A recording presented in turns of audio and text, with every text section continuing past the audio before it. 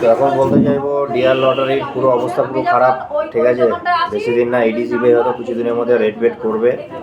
কোনো প্রাইজ নেই মার্কেটে, টিকিট টাকা তুলছে, কোনো প্রাইজ হচ্ছে না। কোথায় টাকাগুলো যাচ্ছে বোঝা মুশকিল হয়ে যাচ্ছে। এইদিকে পার্সেন্টেজ প্রচুর বলছে, রিটার্ন পার্সেন্টেজ 20% লাগবে, 10% লাগবে। প্রাইস পার্সেন্টেজটা কোথায় sir? Where your price percentage? কিছু বললেই এটা হবে না, ওটা হবে না, এটা করা যাবে না, ওটা করা যাবে না, এরকম করলে হয়? ইন্ডিপেন্ডেন্ট ম্যান, আমরা ইন্ডিপেন্ডেন্ট বিজনেস করছি।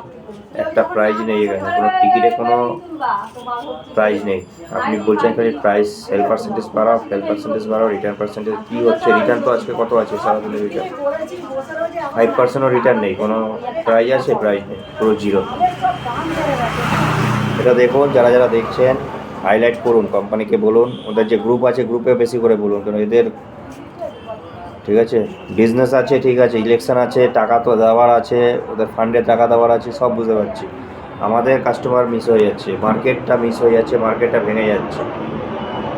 7 টাকা করে দিয়েছে, খুব ভালো কথা। 10,000 টাকা করেছে প্রাইজের, বা কিছু করেনি, প্রাইজের ঘর পুরো আউট, ঠিক আছে, কোনো প্রাইজ নেই। এই জিনিসটা দেখুন, প্রাইস কিছু হচ্ছে না। আপনি ডেটা দেখবেন, ডেটা 5-6 মাসের আগে ডেটা দেবেন, এক একটা দোকানের প্রাইজের অ্যাভারেজ কী আছে। ছোটো ছোটো দোকানগুলো সব মরে যাচ্ছে। আর 2-4টে এজেন্সি দোকান আছে বড় বড়, তারা তো চলছে, তাদের টিকিট সেলিংটাও হিউজ, 2 লাখ 3 লাখ টিকিটের উপরে।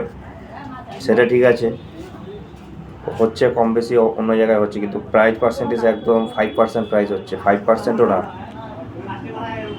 আর মিডিল সব আউট হয়ে যাচ্ছে, ব্যাগ পুরো ঝাড় হয়ে যাচ্ছে। একটা দুটো ব্যাগ ঝাড় হয়, ঠিক আছে, 50খানা ব্যাগ ঝাড়, হাউ ইট পসিবল? এটা দেখুন, এটা হাইলাইট করুন, নাহলে পুরো অবস্থা খারাপ হয়ে যাবে। এই মার্কেটটা বেশি দিন টিকবে না, আই থট সো।